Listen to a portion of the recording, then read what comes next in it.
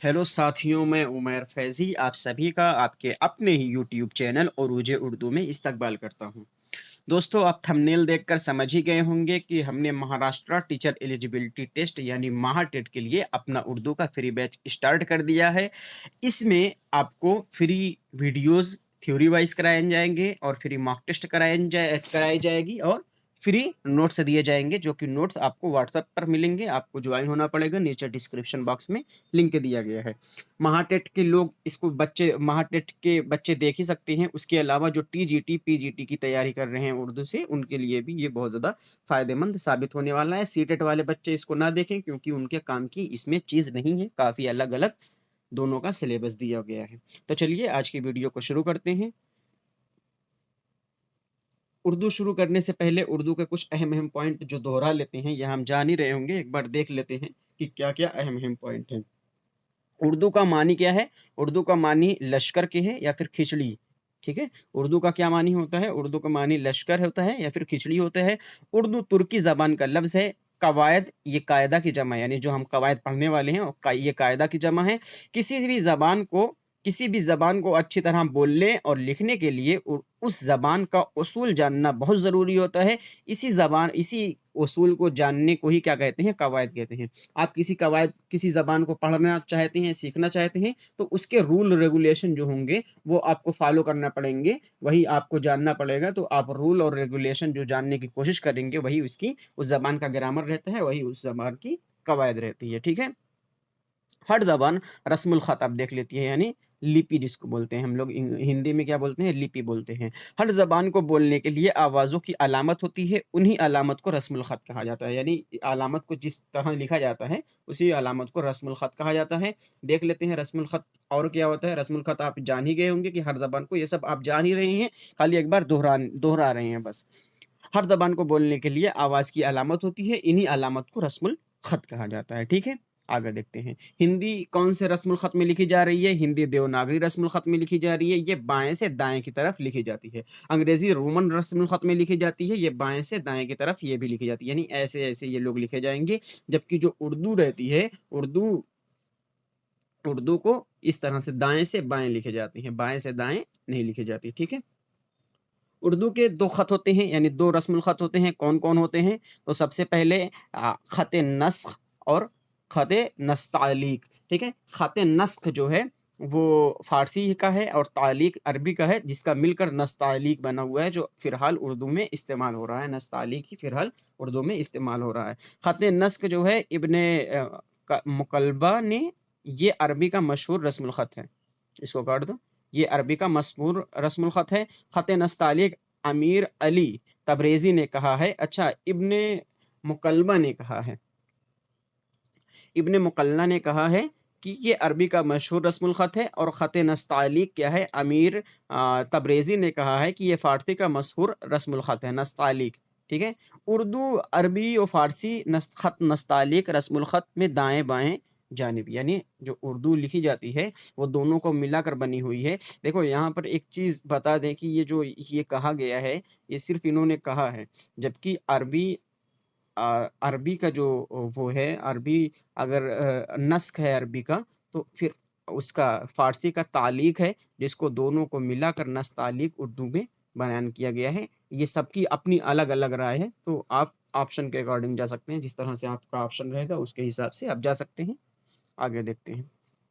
अक्सर किताबें ख़त नस्तालीक में लिखी जाती हैं, ठीक है? अक्सर किताबें ख़त नस्तालीक में लिखी जाती हैं। उर्दू लफ्ज़ का सबसे पहले इस्तेमाल बाबर ने अपनी किताब तुज़्क़ बाबरी में किया था। ये महाराष्ट्र वालों को याद रखने की बहुत ज़रूरत है कि तुज़्क़ बाबरी ने, ये आपका 5 नंबर जो लास्ट वाले में आएगा, यानी आपका 5 नंबर नस्र का रहेगा, 5 नंबर नज़्म का रहेगा, 15 नंबर में आपका ग्रामर रहता है और 5 नंबर में उर्दू अदब रहता है। तो उर्दू अदब से यही सब क्वेश्चन बनेंगे जो आपको अभी कराए गए हैं, इसी तरह से क्वेश्चन बनेंगे। जैसे तुज़्क़ बाबरी हो गया, तुज़्क़ बाबरी में उर्दू ज़बान का इस्तेमाल सबसे पहले बाबर ने किया था, ठीक है? उर्दू के मुंदरजा ज़ेल नामों से भी जाना जाता है, यानी अभी तो उर्दू के नाम से जाना जाता है, लेकिन फिर कुछ दिन पहले इसको अलग-अलग नाम से जाना जाता था। अमीर खुसरो के ज़माने में अहद मीन्स होता है ज़माना, अमीर खुसरो के अहद में हिंदवी के नाम से जाना जाता था। अहद शाहजहाँ के ज़माने में उर्दू मुअल्ला के नाम से जाना जाता था। काज़ी उर्दू या उर्दू बेगी अहद औरंगज़ेब के नाम से ज़माने में जाना जाता था। और रेख्ता अहद मीर और गालिब के ज़माने में जाना जाता था। और उर्दू अहद जदीद में जाना जाता है, यानी फ़िलहाल जो हम जान रहे हैं, इसको उर्दू के नाम से जान रहे हैं। यही हम अमीर खुसरो के नाम, जब अमीर खुसरो का अहद चल रहा था, अमीर खुसरो साहब का ज़माना चल रहा था, तो हिंदवी के नाम से फ़ेमस थी यही ज़बान। और उर्दू मुअल्ला के नाम से अहद शाहजहाँ में थी। और काज़ी उर्दू या उर्दू बेगी औरंगज़ेब के ज़माने में थी। और रेख्ता यही मीर और गालिब के ज़माने में थी। इसी पर गालिब ने एक शेर कहा था कि रेख्ती के तुम ही एक उस्ताद नहीं हो गालिब, सुनते हैं किसी दौर में कोई मीर भी था। ठीक है, तो इन लोगों में रेख्ती, रेख्ता मतलब होता है गिरी पड़ी ज़बान। तो उर्दू अब उर्दू का बाद आपका शुरू होने जा रहा है। ये आपका कुछ अहम पॉइंट थे जिसको आपको ध्यान में रखना बिल्कुल ज़रूरी है। किसी भी ज़बान को अच्छी तरह बोलने और लिखने के लिए ज़बान के उसूलों या कायदों की पाबंदी बहुत ज़रूरी है। कायदों की इस पाबंदी को ज़बान के कवायद कहते हैं। उर्दू कवायद को माहिरीन ज़बान ने 5 हिस्सों में तक़सीम किया गया है, जो दर्ज ज़ेल हैं। कौन-कौन से हैं? देख लेते हैं। 5 हिस्सों में तक़सीम किया गया है, जो माहिरीन ने 5 हिस्सों में इसको तक़सीम किया है, जो दर्ज ज़ेल है। नंबर 1 है इल्म हिज्जा। इल्म हिज्जा, ये बज्जा लिखा हुआ है, हिज्जा रहेगा। इल्म हिज्जा, इल्म सर्फ़, इल्म नहव और इल्म बयान, इल्म उरूज़। ठीक है? एक-एक करके देखेंगे। आज की वीडियो में जो हम देखने वाले हैं, इल्म हिज्जा को देखने वाले हैं। बहुत बड़ा वीडियो आज का होने वाला है, जिसमें सिर्फ़ एक ही ये आपका कवर कराया जाएगा। फिर कल की वीडियो में हो सकता है आपका एमसीक्यू लग जाए, यानी मॉक टेस्ट लग जाए। उसके बाद एक-एक करके सब ये कवर करा दिया जाएगा आपका। तो आज की वीडियो में सिर्फ़ इल्म हिज्जा को हम लोग पढ़ने वाले हैं। इल्म हिज्जा ही बहुत ज़्यादा वास्ट इसमें है, बहुत ज़्यादा बड़ा है ये। तो इल्म हिज्जा को देख लेते हैं। पहले नंबर पर इल्म हिज्जा है। इल्म हिज्जा के मानी हुरूफ को अलग-अलग करके उनके हिज्जे करने की वाक़फ़ियत से है। यानी इल्म हिज्जा के सीधे-सीधे मानी है हिज्जे करना, ठीक है? इल्म हिज्जा के क्या-क्या मानी हैं? क्या मानी है? सीधे-सीधे हिज्जे करना। हुरूफ़ हिज्जा वो हैं जिनसे कोई ज़बान बनती है। हुरूफ़ हिज्जा क्या हैं? जिनसे कोई ज़बान बनती है। क्या हैं? जिनसे कोई ज़बान बनती है। इन हुरूफ़ को हुरूफ़ तहज्जी भी कहा जाता है। इन हुरूफ़ को हुरूफ़ तहज्जी कहते हैं। जो हम इल्म हिज्जा को जान रहे हैं ना, हिज्जे करना, यही है हुरूफ़ तहज्जी, ठीक है? ज़बान में हुरूफ़ को ज़बान में हुरूफ़ का जो मजमूआ होता है, उसे अबजद कहते हैं। क्या कहते हैं? अबजद कहते हैं, या अल्फ़ाबेट, हम इन लोग इंग्लिश में इसको कहते हैं अल्फ़ाबेट कहते हैं। हुरूफ़ अबजद कहते हैं या अल्फ़ाबेट कहते हैं। जैसे अलिफ से बढ़िया तक सब क्या है? अबजद हैं या अल्फ़ाबेट हम इसको कह सकते हैं। ए से ज़ेड तक अल्फ़ाबेट हैं, ठीक है? बनावट के लिहाज से हुरूफ़ तहज्जी की 2 किस्में होती हैं। यहाँ हुरू लिखा है, गलत मिसटाइपिंग है। तो हुरूफ़ तहज्जी की 2 किस्में होती हैं, एक मुफ़रद होती है, हुरूफ़ मुफ़रद और हुरूफ़ मुरक्कब। कितनी होती हैं? बनावट के लिहाज से, यानी बनावट के लिहाज से हुरूफ़ तहज्जी की 2 किस्में होती हैं, एक हुरूफ़ मुफ़रद होती हैं और दूसरा हुरूफ़ मुरक्कब होती हैं। ये सब इल्म हिज्जा में आ रहा है। अब हुरूफ़ तहज्जी की हुरूफ़ मुफ़रद और हुरूफ़ मुरक्कब देख लेते हैं। यानी हुरूफ़ जो तहज्जी की 2 चीज़ें, 2 किस्में पढ़ी हैं, उसी को अब यहाँ पर देख लेते हैं। सबसे पहले हुरूफ़ मुफ़रद को देखेंगे। मुफ़रद हुरूफ़ इन हुरूफ़ की तादाद 36 या 37 होती है। अब देखिए, यहाँ पर एक चीज़ और गौर कर लीजिए आप लोग। कुछ लोग इसको 37 मानते हैं, कुछ लोग 36 मानते हैं और कुछ लोग 38 तक मान लिए हैं, ठीक है? तो आगे देखिए, अभी आपको समझ में आ जाएगा। जो अलिफ से बढ़िया तक, अलिफ से शुरू होती है, अलिफ बे पे से शुरू होती है और बढ़िया तक खत्म होती है। यानी अलिफ से बढ़िया तक जितनी भी है, कि कोई का मानना 37 है, कोई का मानना 36 है, किसी का मानना 38 है। और मुरक्कब हुरूफ क्या है? इनकी तादाद क्या है? 14 नहीं 15 है, ठीक है? कोई-कोई इनको 14 भी बोलता है, लेकिन काबिल कबूल 15 है और ज़्यादातर लोग 15 ही कहते हैं। इसमें ज़्यादा लोगों को इख्तिलाफ़ात है, लेकिन इसमें सब लोग 15 ही मानते हैं, ठीक है? मुरक्कब कितने हैं? 15 हैं। क्या-क्या कौन-कौन से हैं? भा, फा, था, ठा, झा, छा, धा, ड़ा, ढ़ा, खा, घा, ल, म। ये क्या है? यही हुरूफ़ मुरक्कब हैं। हुरूफ़ मुरक्कब कितने हैं? 15 हैं और इसको कुछ-कुछ लोग 36 मानते हैं।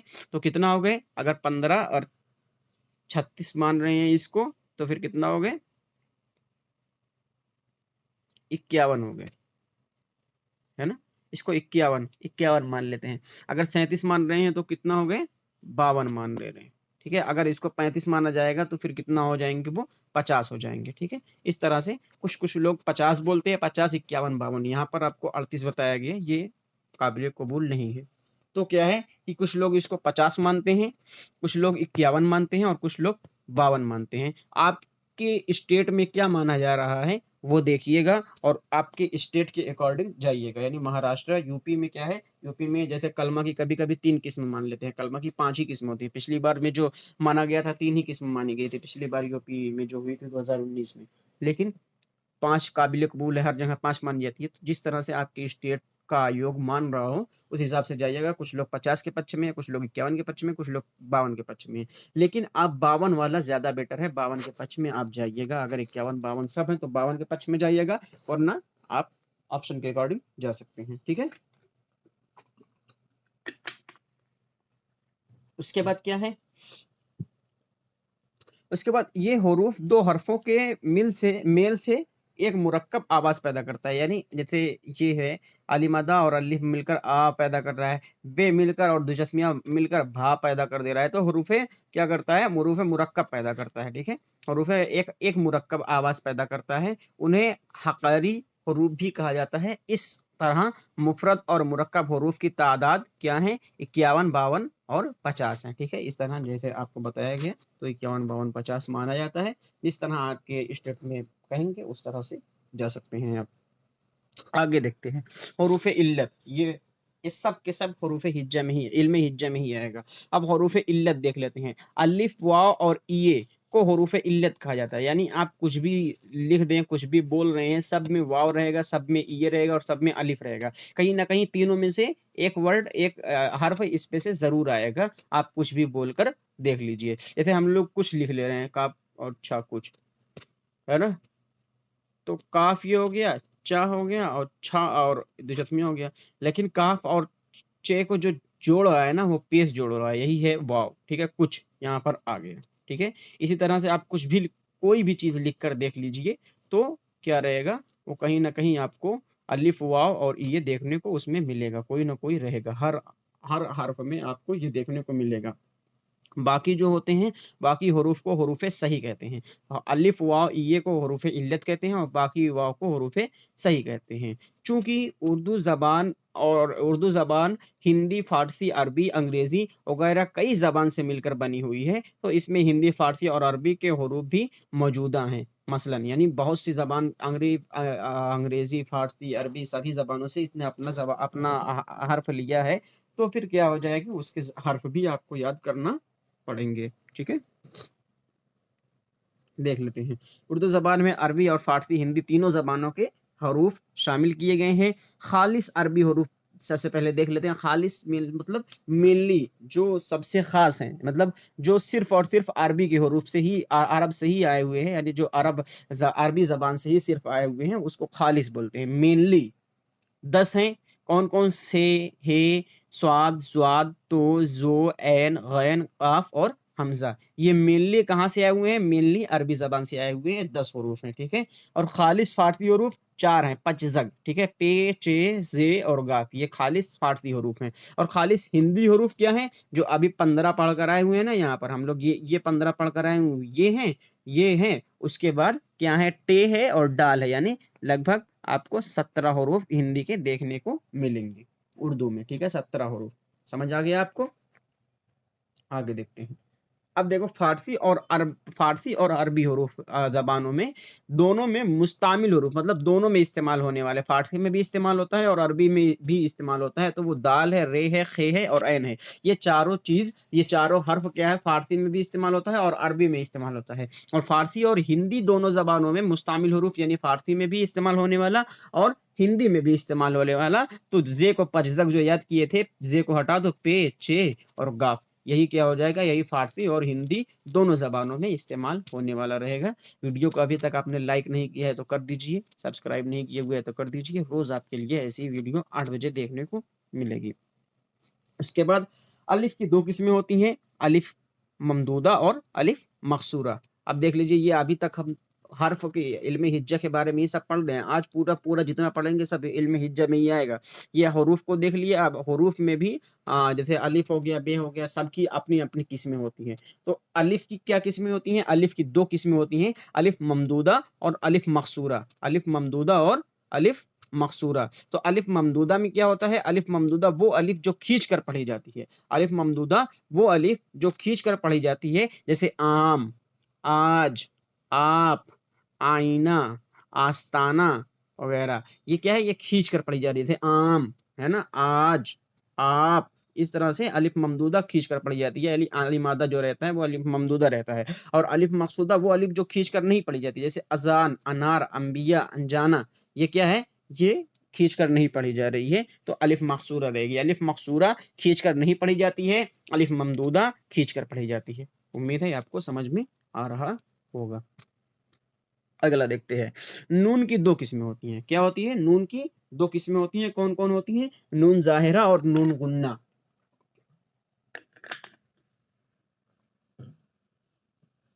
नून ज़ाहिरा और नून गुन्ना। नून ज़ाहिरा और नून गुन्ना में क्या फ़र्क होता है? नून ज़ाहिरा वो होता है, वो नून होता है जो नून नून ज़ाहिरा जो नून साफ साफ पढ़ा जाए। यानी कोई नू लिखा हुआ है, नू लिखा हुआ है और वो साफ साफ आप पढ़ ले रहे हैं, वही क्या है? वो नून ज़ाहिरा है। जैसे जान, मकान, शान, ईमान, सब के सब क्या है? सब नून ज़ाहिरा है। नू को हम अच्छी तरह से पढ़ पा रहे हैं, यही हमारा नून ज़ाहिरा हो गया, नून ज़ाहिरा। लेकिन नून गुन्ना जो हो गया, नून गुन्ना जो नून नाक में पढ़ा जाए उसे नून गुन्ना कहते हैं, ठीक है? नून गुन्ना जिसको हम लोग बोलते हैं। जैसे कहाँ, जहाँ, यहाँ, वहाँ। ये क्या है? जो नून पर नुक्ता हम लोग नहीं रखते हैं और उसको नाक में पढ़ते हैं, वही नुगुन्ना रहता है, ठीक है? नून गुन्ना। और नून ज़ाहिरा क्या है? जो नून साफ-साफ पढ़ा जाए, जैसे जान, कान, शान, मकान, ईमान, ये सब क्या है? नून ज़ाहिरा है, ठीक है? आगे देखते हैं। अब वाव की भी किस्में होती हैं। वाव की 3 किस्में होती हैं। कौन-कौन सी? वाव मारूफ, वाव मजहूल और वाव मादूला। कौन-कौन? वाव मारूफ, वाव मजहूल और वाव मादूला। वाव मारूफ क्या होता है? जिस वाव के पहले पेश हो और उसे खींचकर पढ़ा जाए। जिस वाव के पहले पेश हो और उसे खींचकर पढ़ा जाए, क्या कहलाता है? वाव मारूफ कहलाता है। जैसे नू है, नूर लिखा हुआ है, तो नू के पहले वाव के पहले पेश है, नू पर पेश है और उसे खींचकर पढ़ा जाए। जैसे नूर, खूब, खून, ये सब क्या है? ये वाव मारूफ की मिसालें हैं। वाव मजहूल क्या है? जिस वाव के पहले पेश हो और खींच कर ना पढ़ा जाए। जिस वाव के पहले पेश हो लेकिन खींच कर ना पढ़ा जाए, वाव मजहूल कहलाता है। जैसे जोर, शोर वगैरह, है ना? ये क्या है? जोर शोर, जोर शोर जैसे बोलते हैं शोर और मत करो, जोर शोर, जोर लगाओ, है ना? तो जोर शोर, इसमें बहुत ज्यादा वाव को खींचकर नहीं पढ़ा जाता है, तो क्या है? यही है वाव मजहूल। जबकि नूर, नूर में कितना भी जल्दी नूर नूर नूर नूर नहीं बोलोगे ना, नूर, खूब, खून, खून निकला हुआ है, खून लगा हुआ है, ऐसे बोलेंगे। जोर, शोर मत करो, शोर मत करो, है ना? तो क्या है कि वाव मजहूल खींचकर नहीं पढ़ा जाता और वाव मारूफ खींचकर पढ़ा जाता है और बहुत ज्यादा खींचा जाता है। जबकि वाव मजहूल खींचा नहीं जाता, या खींचा भी जाएगा तो बहुत कम खींचा जाएगा, ठीक है?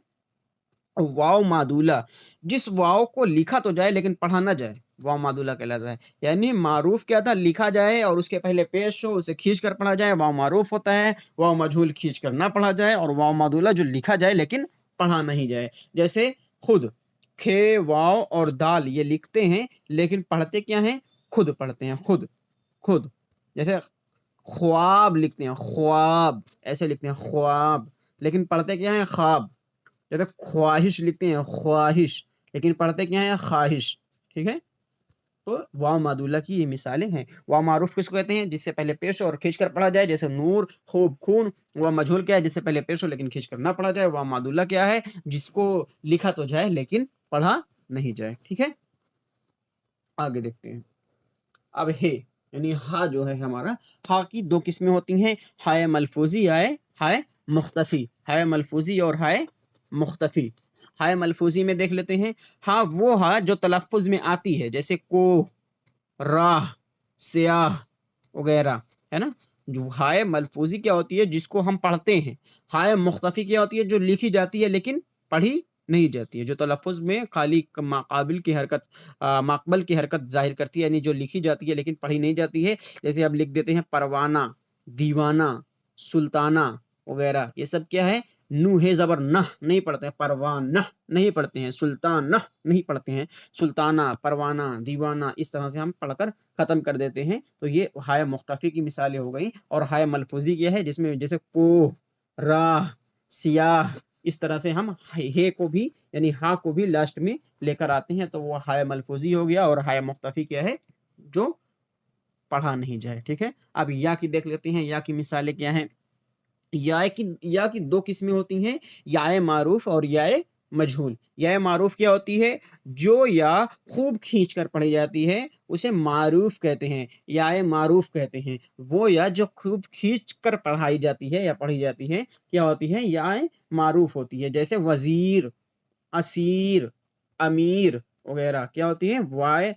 याए मारूफ़ क्या होती है? जो खूब खींच कर पढ़ी जाती है, जैसे वज़ीर, असीर, अमीर वग़ैरह। और याए मजहूल क्या हो गया? जो ये खींच कर नहीं पढ़ी जाती है, जैसे शेर, दिलेर, उमेर, ये सब क्या है? ये सब याए मजहूल है, ठीक है?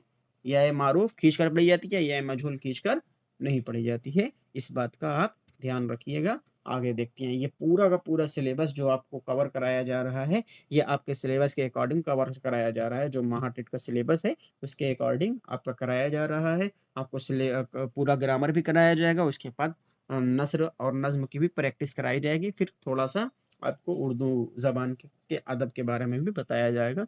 2 महीना है, जिसमें से डेढ़ महीना आपका क्लास चलेगा और 15 दिन आपकी प्रैक्टिस सेट लगेगा। 15 दिन आप अच्छी तरह से प्रैक्टिस करके जाइएगा।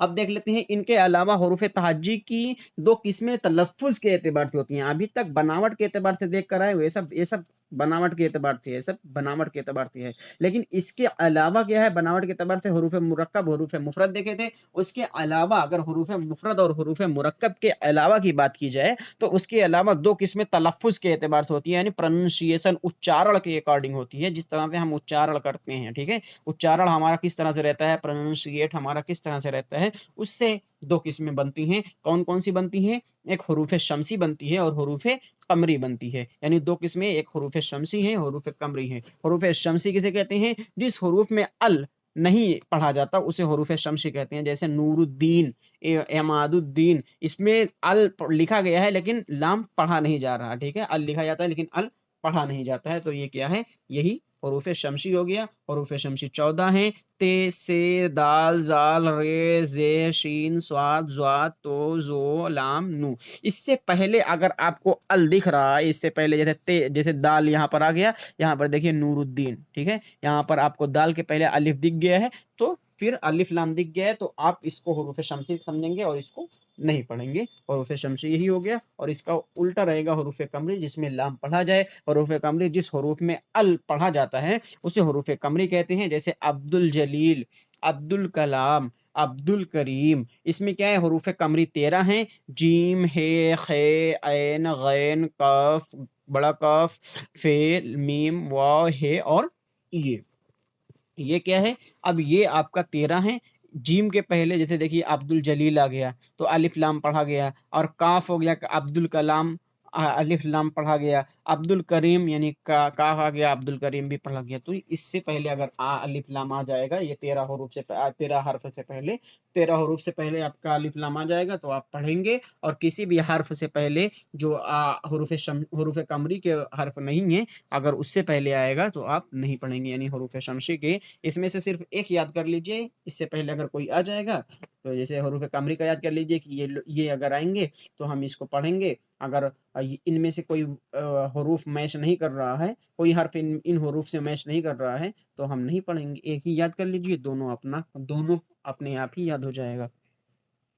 इन्हीं मुफरद और मुरक्कब हरूफ के ज़रिए उर्दू ज़बान ने तहरीरी शक्ल अख्तियार की है, यानी तहरीरी शक्ल, लिखावट की शक्ल अख्तियार की है। इन्हीं मुफरद और मुरक्कब हरूफ के ज़रिए से लफ्ज़ को सही तौर पर इस्तेमाल करने, यानी सही तौर से अदा करने को तलफ़्फ़ुज़ कहा जाता है। तो जैसे हम बोल रहे हैं, अगर हम सही नहीं से नज़्म लिखी गई है, नज़्म लिखी गई है, ये नज़्म लिखी गई है। अब इसको हम बोल रहे हैं नजम, नजम, ये सही प्रोनाउंसिएशन है, सही तलफ़्फ़ुज़ की अदायगी है? नहीं है, बिल्कुल नहीं है। तो लफ्ज़ को सही तौर पर इस्तेमाल करने, सही तौर से अदा करने को तलफ़्फ़ुज़ कहा जाता है। सही तलफ़्फ़ुज़ के लिए एराब का जानना बहुत ज़रूरी है। एराब का जानना आपके लिए बेहद ज़रूरी है और आपके एग्ज़ामिनेशन में पूछने वाला है। एराब को लेकर ये लिख कर ले लीजिए, ठीक है जी? क्योंकि 2021 में जो अपना टेट हुआ था, उसमें क्या था, उसमें एराब को लेकर क्वेश्चन पूछे गए थे। आप पेपर उठाकर देख सकते हैं। एराब वॉवेल पॉइंट्स ऑफ साउंड। एराब किसे कहते हैं? एराब इन उन अलामतों या हरकत को कहा जाता है जिनके ज़रिए हुरूफ को आपस में मेल होता है। यानी ऐसे एराब और ऐसे अलामत को कहा जाता है जिनके ज़रिए से आपस में हुरूफ में मेल होता है या वो एक दूसरे से जुड़ते हैं। जैसे अलिफ लाम ज़बर अल, ज़बर जो लगाया अलिफ लाम ज़बर अल, है ना? जीम लाम ज़बर जल, है ना? जीम पर ज़बर लगाया और जीम ज़बर लगा तो जीम लाम ज़बर जल पढ़ा। अगर जीम ऐसे लाम लिखकर ज कुछ लगाया नहीं तो लोग जिल भी पढ़ सकते हैं, जुल भी पढ़ सकते हैं, लेकिन हमने उसको उसके ऊपर एराब हरकत सकनत लगा दिए, ठीक है? एराब की गलती से लफ्ज़ कुछ का कुछ बन जाता है। जैसे अभी जल का देखें, अगर जय जीम पर ज़बर नहीं लगाएँगे तो लोग जिल भी पढ़ सकते हैं। तो एराब की गलती से लफ्ज़ कुछ का कुछ बन जाता है। इसलिए एराब का इल्म और उनको उनका दुरुस्त इस्तेमाल उर्दू ज़बान की बुनियादी हिस्सा है, ठीक है? उर्दू ज़बान की बुनियादी हिस्सा है। एराब ही की मदद से अल्फ़ाज़ के हिज्जे किए जाते हैं। जब एराब लगाने में गलतियाँ होती हैं तो हम उसे गलत तलफ़्फ़ुज़ का नाम देते हैं। अगर हम गलतियाँ करते हैं तो उसे गलत तलफ़्फ़ुज़ का नाम देते हैं। मुख़्तसर तौर पर हम ये कह सकते हैं कि तलफ़्फ़ुज़ का बराह रास्त ताल्लुक़ एराब के गलत या दुरुस्त इस्तेमाल से है। यानी आप अगर गलत इस्तेमाल कर रहे हैं तो आप गलत एराब का समझ नहीं पाए हैं, यानी आपको एराब समझना ज़रूरी है, तभी आप ज़बान की बुनियादी तरह से मज़बूत हो सकते हैं। उर्दू ज़बान में उर्दू, अरबी और फ़ारसी तीनों ज़बानों में एराब, ज़बर, ज़ेर पेश और जज़म एक जैसे हैं। इनके अलावा मद, तशदीद और तनवीन की को अलामत कहा जाता है। ज़बर, ज़ेर और पेश को हरकत भी कहा जाता है। जिन हरूफ को इनके ज़रिए हरकत होती है, उन्हें मुतहर्रिक हरूफ कहा जाता है। जिस हर्फ पर कोई भी हरकत नहीं, ज़बर, ज़ेर या पेश नहीं होती, उसे साकिन कहा जाता है। आप एग्ज़ाम्पल देख लीजिए, ये आपको हो सकता है ऐसे ना समझ आए। अभी एग्ज़ाम्पल एक-एक करके देखेंगे, आपको समझ में आ जाएगा।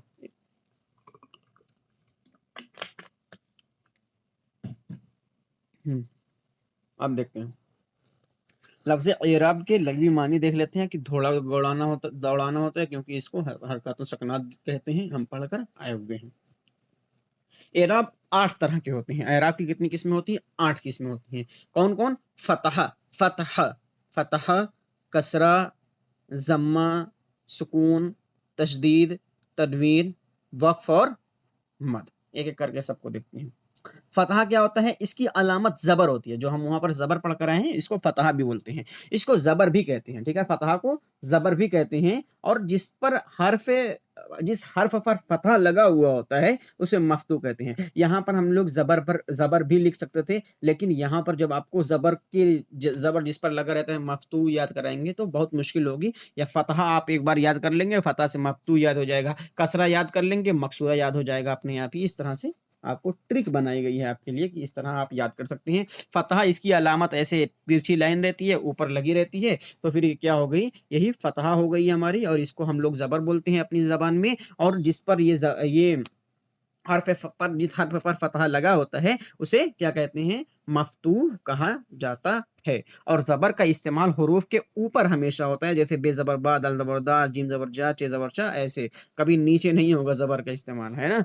कसरा इसकी अलामत ज़ेर है और इसको ज़ेर भी कहते हैं। इसकी अलामत इस तरह से रहती है और इसको ज़ेर भी कहते हैं और जिस पर ज़ेर हो उसे मकसूरा कहते हैं। जिस पर ज़ेर होता है उसको मकसूरा कहते हैं, जैसे नून ज़ेर ने, सीन ज़ेर से, बड़ी शिन से ज़ेर शे, है ना? ये क्या हो गए? ये मकसूरा हो गए। जिस पर कसरा लगा रहता है मकसूरा कहलाते हैं, जिस पर फ़तह लगा रहता है मफ़्तू कहलाता है और फ़तह हमेशा ऊपर लगता है, कसरा हमेशा लफ्ज़ के नीचे लगता है या हर्फ़ के नीचे लगता है। उम्मीद है आपको वीडियो समझ में आ रही होगी। अगर वीडियो समझ में आ रही है तो आपकी लाइक हमारे लिए, आपका सब्सक्राइब हमारे लिए बहुत मोटिवेट की थिंकिंग रखता है। तो आप ज़रूर लाइक, सब्सक्राइब ज़रूर कर दीजिए। इराब की अलामत क्या है? आगे तीसरे नंबर पर एराब की अलामत तीसरे नंबर पर क्या बताई जाती है? ज़म्मा को बताया जाता है। ज़म्मा इसकी अलामत ऐसे वाव की तरह रहती है, यानी इसको हम लोग पेश कहते हैं, ठीक है? क्या कहते हैं? इसको अपनी ज़बान में इसको हम पेश कहते हैं, और जिस पर ज़म्मा हो उसे मज़मूम कहा जाता है। एक-एक चीज़ को कल प्रैक्टिस सेट लगा दें क्या आप लोगों का? अगर कल प्रैक्टिस सेट लगा दे रहे हैं ना, तो ज़रूर आपको कुछ ना कुछ पता चल जाएगा कि आपका क्वेश्चन किस तरह से बनता है, ठीक है? तो जिस हर्फ पर दम्मा हो उसे मज़मूम कहा जाता है, जैसे दाल पेश दो, ज़े पेश दो, सीन पेश सो। तो ये क्या सब क्या है? ये तब ज़म्मा है और इसको मज़मूम कहा जाता है। अगर आप प्रैक्टिस सेट कल ही चाहते हैं, जो आज हम लोग पढ़ रहे हैं, आज पढ़ने के बाद अगर कल के लिए प्रैक्टिस सेट चाहते हैं, तो आप ज़रूर कमेंट कर दीजिए, आपके लिए मुहैया कराया जाएगा प्रैक्टिस सेट भी, जिससे ये हो जाएगा ना कि आप किस तरह पढ़ रहे हैं और आपको किस तरह पढ़ना चाहिए, ये सब आपको पता चल जाएगा, ठीक है? अब सुकून को देख लेते हैं। इसकी अलामत दाल की तरह रहती है, लेकिन थोड़ा-सा बड़ी रहती है। ऐसे रहती है, ऐसे रहती है। दाल की तरह रहती है, लेकिन थोड़ा-सा बड़ी रहती है। इसको हम लोग जज़म बोलते हैं। क्या बोलते हैं? जज़म बोलते हैं, और जिस पर जज़म लगी रहती है उसको क्या कहते हैं? मजज़ूम कहते हैं। जिस पर जज़म लगी रहती है उसको क्या कहते हैं? मजज़ूम कहते हैं। जज़म एक-दूसरे को जोड़ने का काम करती है। उसके बाद क्या है?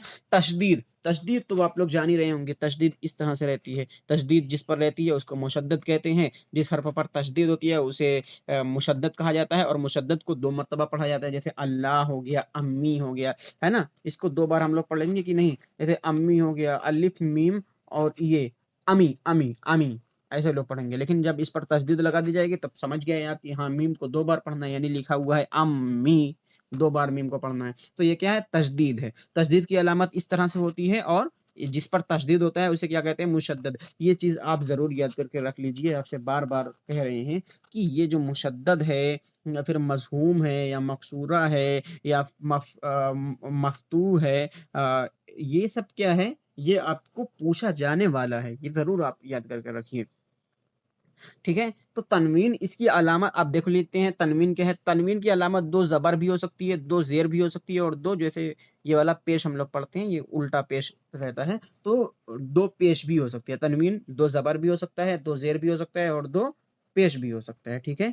तो 2 ज़बर 2 पेश को तनवीन कहते हैं। जैसे मसलन हो गया, नस्लन हो गया, सिन्नुन हो गया, ये सब के सब क्या हैं? सब के सब तनवीन की मिसालें हैं। अब देख लेते हैं वक़्फ़ क्या होता है? वक़्फ़ हरफ साकिन के बाद एराब ना हो तो वकूफ कहते हैं, उसको वक्फ कहते हैं, ठीक है? जैसे दर्द, सर्द। सर्द में क्या है? देख लेते हैं, अगर आपको ऐसे नहीं समझ में आया होगा तो सीन है, सीन जबर सा, रे पर जज्म लगा हुआ है ना? रे साकिन, ओ सॉरी, सीन जबर सा, रे साकिन, और दाल खाली। तो क्या हो गई? दाल, यही हमारा क्या है? वक्फ है, ठीक है? जिस पर कोई अलामत नहीं लगी रहती है, कोई एराब नहीं होता है। हरफ साकिन के बाद एराब ना होने को वक्फ कहते हैं। जैसे दर्द हो गया, सर्द हो गया, मर्द हो गया, ये सब क्या क्या है? सब वक्फ की मिसालें हैं। उसके बाद नंबर 8 यानी लास्ट अगर देखते हैं, तो नंबर 8 पर आपको देखने को मिलेगा कि मद। मद की अलामत ऐसे रहती है, और इसे खींच कर पढ़ा जाता है, जैसे आदमी, आलसी, ये सब तो आप जान ही रहे होंगे। आगे देखते हैं क्या है। अब मखरज को देखकर इस वीडियो को यहीं पर खत्म करते हैं। मखरज क्या होता है और मखरज कितने प्रकार का होता है, यानी मखरज के पार्ट्स कितने होते हैं, इसको कितनी एग्जाम में बांटा गया है, सब देखकर आज की क्लास यहाँ पर खत्म करते हैं। तो हरूफ तहज्जी को मुंह से बोलने के 4 मकाम होते हैं। हरूफ तहज्जी को के मुंह से बोलने, यानी हरूफ तहज्जी को देखिए, हरूफ तहज्जी की 2 किस्में होती हैं, मुफरद होती है, मुरक्कब होती है। उसके बाद तलफ़्फ़ुज़ के एतबार से 2 किस्में होती हैं, हरूफ शम्सी होती है, हरूफ कमरी होती है। अब देख लेते हैं हरूफ तहज्जी को बोलने के हमारे ढंग क्या-क्या हैं। तो पहला क्या है? हरूफ हल्की है, दूसरा क्या है? हरूफ खुनकी है, तीसरा क्या है? हरूफ इस्नानी है, और चौथा क्या है? हरूफ शफ़वी है। हरूफ इस्नानी मतलब सिन्नुन, मतलब दाँत होता है। देखते हैं क्या है, अभी आपको समझ में आ जाएगा। हरूफ हल्की यानी जो हरूफ ना, जो हरूफ हलक से निकाला जाए, हलक से निकाला जाए, उसी को हरूफ हलकी कहते हैं। जो चीज़ जो हरूफ हलक से निकलती हैं उसी को हरूफ हल्की कहते हैं। जैसे हे, खे, ऐन, गैन, क़ाफ, काफ, ग़ाफ, हे, ये सब क्या हैं? सब के सब हरूफ हलकी हैं। आपके हलक से ये लफ्ज़ निकलेंगे, ये हर्फ निकलेंगे। अगर आपको यकीन नहीं हो रहा है तो बोल कर देख लीजिए, है, खे, गैन, क़ाफ, ये सब के सब क्या हैं? हरूफ हल्की हैं। उसके बाद क्या देख लेते हैं? उसके बाद देखते हैं हरूफ खुनकी। खुनकी मतलब ताल, जो तालु से निकलते हैं, खून की, वो जो हरूफ तालु से बोले जाते हैं उनको हरूफ खून की कहते हैं। जैसे जीम, आपकी जबान टच हो रही है तालु से, चे, जाल, जे, शीन, स्वाद, जो, ये सब के सब क्या हैं, आपका तालु का इस्तेमाल किया जा रहा है, तो आपको ये हरूफ खुनकी हो गए, और इसको याद रखना बेहद ज़रूरी है आपके लिए कि हरूफ खलकी क्या कहते हैं। ये याद मत रखिए तो चल भी सकता है, लेकिन ये याद रखिए कि हरूफ खलकी किसे कहते हैं, जो हलक से निकले, और हरूफ खुनकी किसे कहते हैं, जो तालु से निकले, और हरूफ इस्नानी, सिन्नुन मीन्स होता है दांत, ठीक है, उसी से ये इस्नानी बना हुआ है। जो हरूफ दांत से निकलते हैं उसे हरूफ इस्नानी कहते हैं, हरूफ इस्नानी कहते हैं, उनको हरूफ इस्नानी कहते हैं। जैसे ते, से, दाल, सीन, स्वाद, तो ये सब के सब क्या है, हरूफ इस्नानी है। इसको बोलकर देख लीजिए। ते को बोलने के लिए आपका दांत का इस्तेमाल होगा, से को बोलने के लिए आपकी जीभ आपके दांत पर आएगी, दाल को बोलने के लिए आपके दांत पर आएगी, सीन, स्वाद, तो सबको बोलने के लिए आपके दांत पर आपकी जबान आ जाएगी। उसके बाद देख लेते हैं हरूफ शफवी। हरूफ शफवी,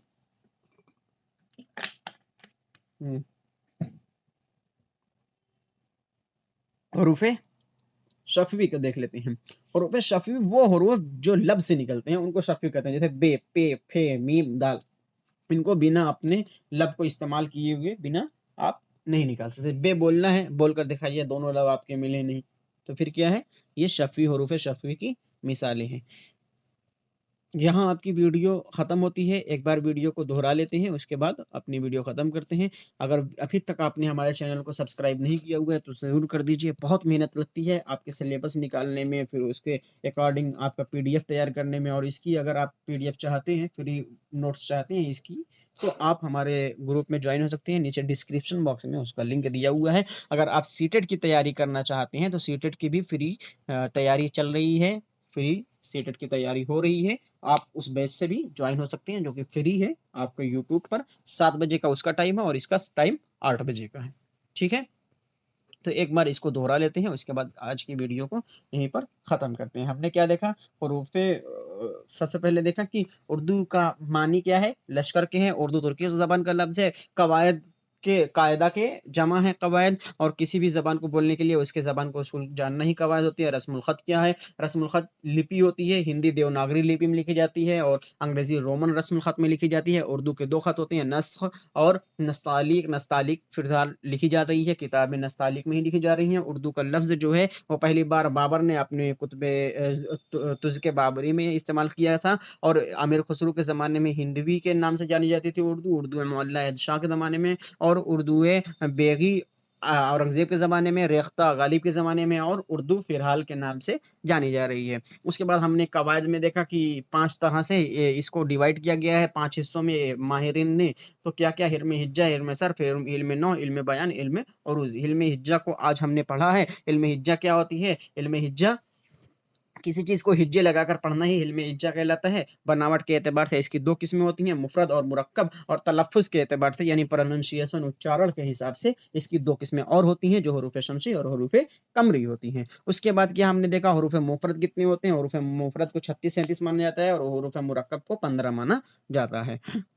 उसके बाद क्या है, हुरूफ़ इल्लत क्या होती है, अलिफ वाव ये, इसको आपको हर तलफ़्फ़ुज़ में मिल जाएगा, अलिफ वाव ये। और कुछ खालिस हरूफ़ देखे थे, अरबी के 10 हरूफ़ हैं, फ़ारसी के 4 हरूफ़ हैं, और हिंदी के 17 हरूफ़ हैं। अरबी के में इस्तेमाल होने वाले 4 हरूफ़ हैं, अरबी और फ़ारसी में दोनों में इस्तेमाल होने वाले 4 हरूफ़ हैं, और फ़ारसी और हिंदी में दोनों इसमें इस्तेमाल होने वाले 3 हरूफ़ हैं। अलिफ की 2 किस्में होती हैं, अलिफ ममदूदा और अलिफ मक़सूदा। अलिफ ममदूदा वो खींच कर पढ़ी जाती है, जैसे आम, आम, आदमी, ये हो गया, और अलिफ मक़सूदा वो जो खींच कर नहीं पढ़ी जाती है, जैसे अज़ान, अनार, अंबिया। उसके बाद हमने नून को देखा, नून की 2 किस्में होती है, नून ज़ाहिरा और नून गुन्ना। नून ज़ाहिरा जो जान, कान, शान जो पढ़ी जाती है, नून गुन्ना जो नाक में पढ़ी जाती है। उसके बाद हमने देखा वाव की 3 किस्में होती हैं, वाव मारूफ़, वाव मजहूल, वाव मदूला। जो खींच कर पढ़ी जाती है उसको मारूफ़ कहते हैं, जो खींच कर नहीं पढ़ी जाती है जो उसको मजहूल कहते हैं, जो लिखी जाती है वो पढ़ी जाती नहीं, उसको मादूला कहते हैं। उसके बाद या की किस्में देखें, हा की किस्में देखें, हाय मलफूज़ी, हाय मख्तफ़ी। मलफूज़ी वो है जो तलफ़्फ़ुज़ में आती है, मुख्तफ़ी वो है जो तलफ़्फ़ुज़ में नहीं आती, जैसे परवाना, और इसकी मिसाल हो जाएगी कोस, या हो जाएगा। या की 2 किस्में होती हैं, या मारूफ़ और या मजहूल। मारूफ़ वो होती है जो खींच कर पढ़ी जाती है, मजहूल वो होती है जो खींच कर नहीं पढ़ी जाती है। जैसे वज़ीर हो गया या मारूफ़ की मिसाल, और मजहूल की मिसाल हो गई शेर, दिलेर, उमैर ये सब हो गए।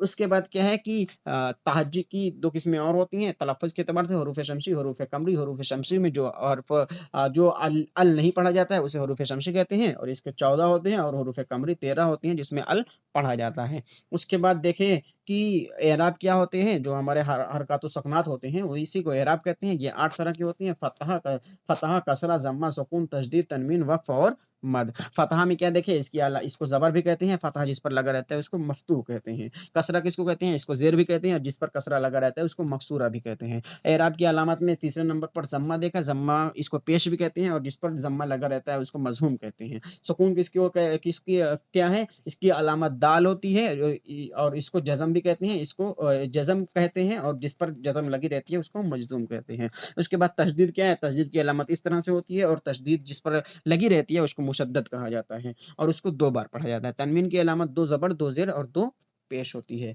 वक़्फ़ क्या होता है? हर्फ़ साकिन के बाद कोई एराब ना हो तो उसे वक़्फ़ कहते हैं, जैसे दर्द, मर्द। वक़्फ़ हुरूफ़ वक़्फ़ कहते हैं, जैसे दाल इसमें है और दाल इसमें भी है।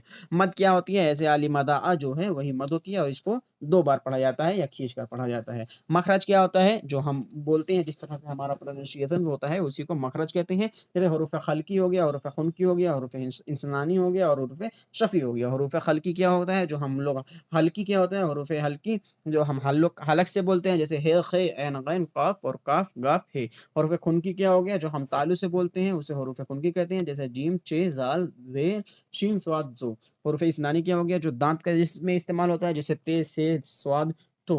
उसके बाद हुरूफ़ शफ़ी क्या हो गया? जो हुरूफ़ लब से निकलते हैं, जैसे बे, पे, फ़े, मीम, वाव। तो अब तक की वीडियो कैसी लगी आपको ज़रूर बताइएगा कमेंट करके और कुछ और हमसे अपनी राय देना चाहते हैं तो कमेंट बॉक्स आप ही के लिए खुला हुआ है और उर्दू की मुकम्मल तैयारी करने के लिए हमें सब्सक्राइब करें और फ्री नोट्स के लिए आप डिस्क्रिप्शन बॉक्स में दी गई लिंक पर टच करके वहाँ से फ्री नोट्स आप ले सकते हैं। तो वीडियो कैसी लगी ज़रूर बताइएगा, इसको शेयर कीजिए अपने दोस्तों, अपने यारों के पास। फिर मिलते हैं अगली वीडियो में, तब तक के लिए खुदा हाफ़िज़।